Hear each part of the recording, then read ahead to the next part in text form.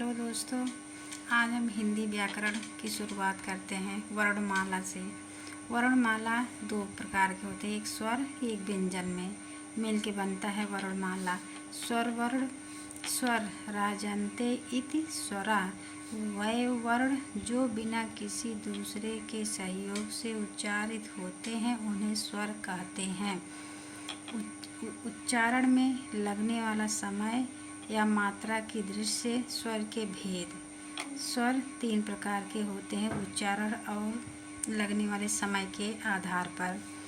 ह्रस्व स्वर, दीर्घ स्वर, प्लुप्त स्वर। ह्रस्व स्वर मात्रा की दृष्टि से ह्रस्व स्वर होता है, अर्थात जिसके उच्चारण में कम समय या एक मात्रा का समय लगता है उन्हें ह्रस्व स्वर कहते हैं। उदाहरण स्वर जो ह्रस्व स्वर के अंतर्गत स्वर आते हैं वर्ण आ, छोटा आ, छोटी ई, छोटा ऊ, रे ह्रस्व स्वर के अंतर्गत आते हैं। उच्चारण और समय के अनुसार दूसरा प्रकार दीर्घ स्वर। दीर्घ का मतलब होता है बड़ा और स्वर स्वर है किसके। इसमें एक क्वेश्चन ऐसे किया जाता है, किससे बड़ा? ह्रस्व से बड़ा। कितना होगा? दो मात्रा का समय लगता है। इसका आंसर होगा कितना होगा क्वेश्चन, इसका आंसर होगा उत्तर होगा दो मात्रा का समय लगता है। परिभाषा दीर्घ स्वर की परिभाषा वह स्वर जिनके उच्चारण में दो मात्रा का समय लगता है उन्हें दीर्घ स्वर कहते हैं। उदाहरण के रूप में बड़ा आ, बड़ी ई, बड़ा ऊ, बड़ा री, ए, ऐ, ओ, औ दीर्घ स्वर के अंतर्गत आते हैं। नोट: दीर्घ री का प्रयोग लिखने में नहीं होता है लेकिन उच्चारण द्वारा स्पष्ट किया जाता है। जैसे अमृत, सोम। अमृत का अर्थ होता है सोम। अमी, पीयूष, री इसके अंतर्गत दीर्घ। और जो मरा ना हो, अमृत का मतलब है जो मरा ना हो, री ह्रस्व स्वर है। जीवा की फिर उसके बाद दो दीर्घ और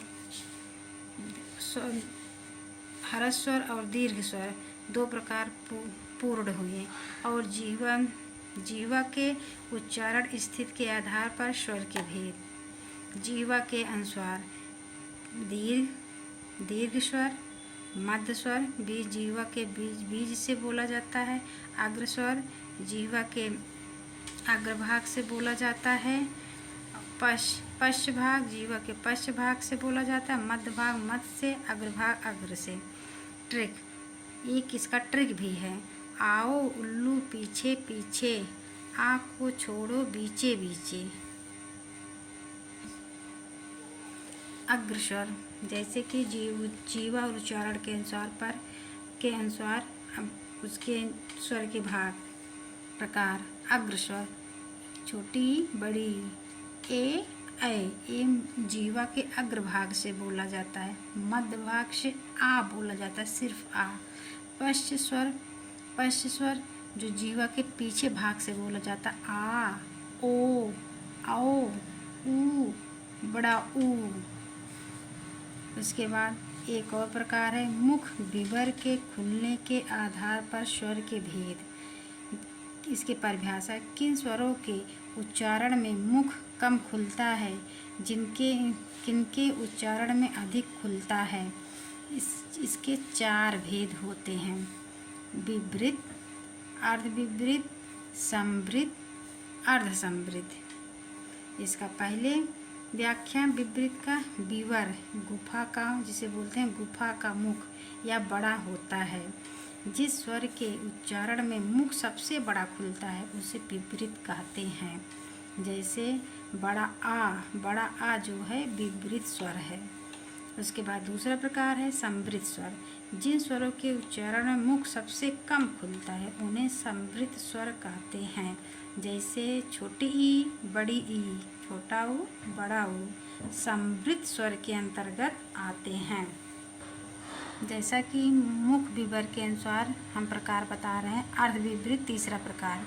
जिन स्वरों के उच्चारण में मुख आधा खुला रहता है उन्हें अर्ध विवृत कहते हैं।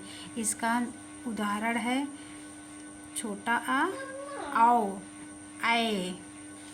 और चौथा भाग है अर्ध संवृत। जिन स्वरों के उच्चारण में मुख आधा बंद रहता है उन्हें अर्ध संवृत कहते हैं। जैसे उदाहरण में ए, ओ। और पांचवा प्रकार है स्वर के ओठों के गोलाकार होने के आधार पर स्वर के भेद। इनके आधार पर दो प्रकार के भेद होते हैं, वृत्तमुखी, आवृत्तमुखी।